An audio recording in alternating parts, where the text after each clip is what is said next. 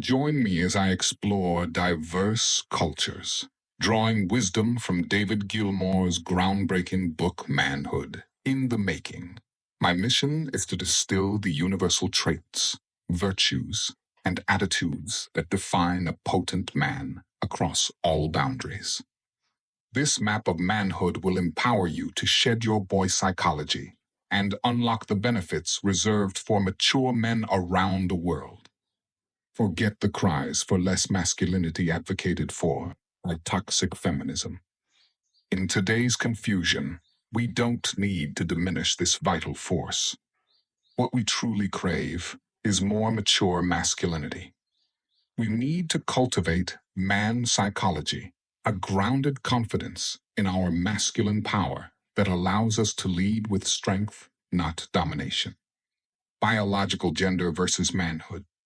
To start, let's distinguish between biological maleness and manhood.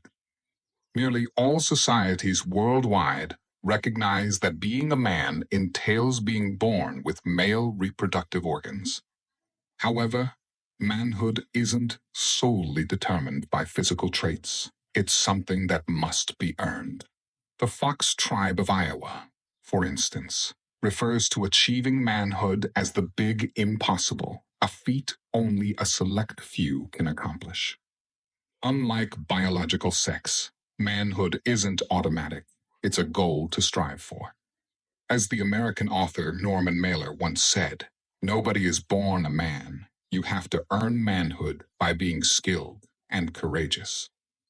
Similarly, David Gilmore explains that there's a common belief that true manhood isn't simply a result of biological maturity, but rather a challenging status that boys must achieve against considerable odds. This idea that manhood is something to be earned is prevalent among various groups, from simple hunters and fishermen to both rural and urban dwellers across different continents and environments.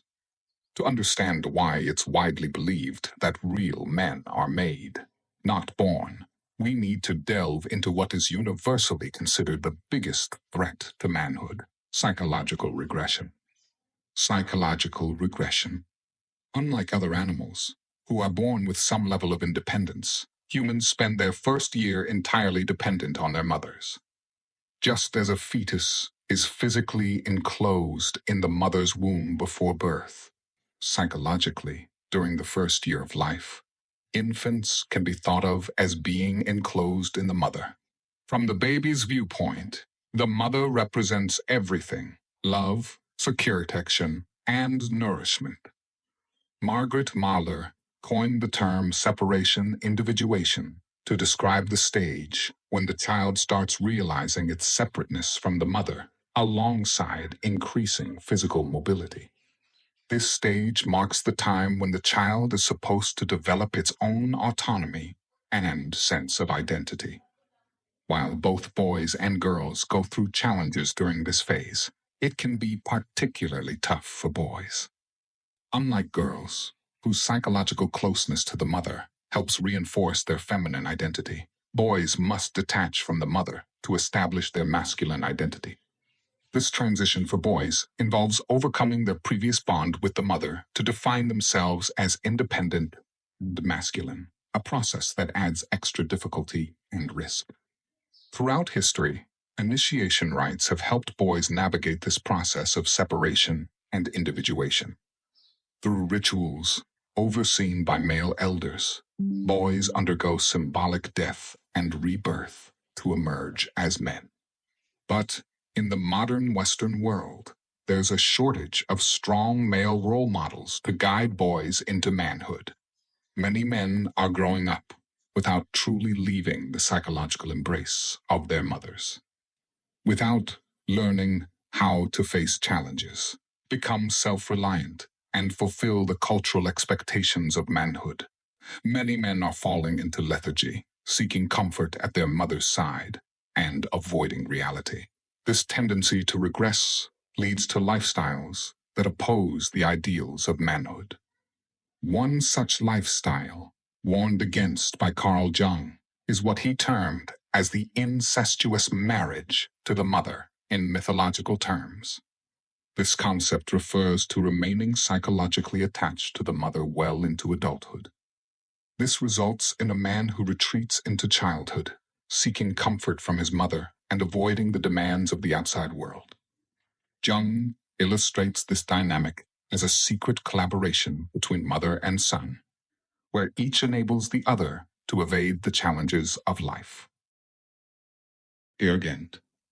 Some individuals, influenced by the spirit of regression, may emerge from the psychological confines of the mother only to adopt a lifestyle akin to that of Peer Gynt, which psychologist Rollo May dubbed as the myth of males in the 20th century. Peer Gynt represents the life pattern of a man driven by two conflicting desires. One desire is to impress women, while the other is to rely on them for care. The former leads to macho behavior, boastful, swaggering, and grandiose, all aimed at pleasing women, symbolically depicted as the queen, to fulfill the latter desire. However, these desires are contradictory. Despite appearing as a dominant figure with multiple women, he is essentially enslaved to please the queen. His sense of worth and identity hinges upon her approval. Moreover, the spirit of regression can also manifest in adopting harmful lifestyles not necessarily revolving around dependence on women.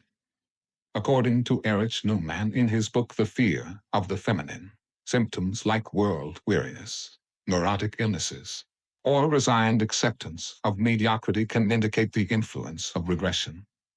These regressions not only lead to typical anxiety disorders and phobias but also to addictions and, in severe cases, psychosis. To overcome the spirit of regression and progress toward manhood, cultivating a heroic mindset is crucial.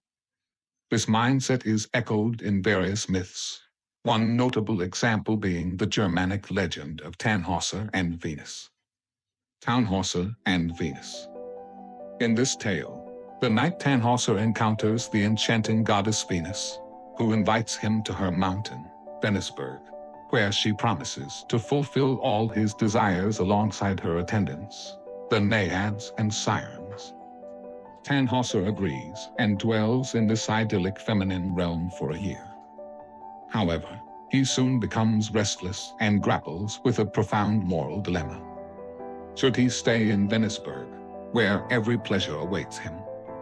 Or should he reject this passive, dependent existence and re-engage with the challenges of the real world? After much soul-searching, Tannhäuser chooses to depart Venusberg, declaring, "I must return to the world of men. I am ready for battle, even if it means facing death or nothingness." Reflecting on this story, David Gilmore observes, "The knight has conquered the primal allure of the pleasure principle, the temptation to lose oneself in the embrace of an all-powerful woman, to retreat into a childish bubble of comfort and security." Manhood isn't about oppressing others. It's a cultural concept meant to help boys grow into men who can contribute to the stability and success of society. When the true essence of manhood is lost or twisted, a society becomes vulnerable to both internal and external threats. As the saying goes, weak men create hard times, implying that a lack of strong, responsible men leads to difficulties for everyone. David Gilmore describes real men as those who harness their abilities to shape and fortify their communities, essentially creating order from chaos. Manhood is like a form of male creativity. Its strength lies in its ability to take charge, remain disciplined, and rely on oneself.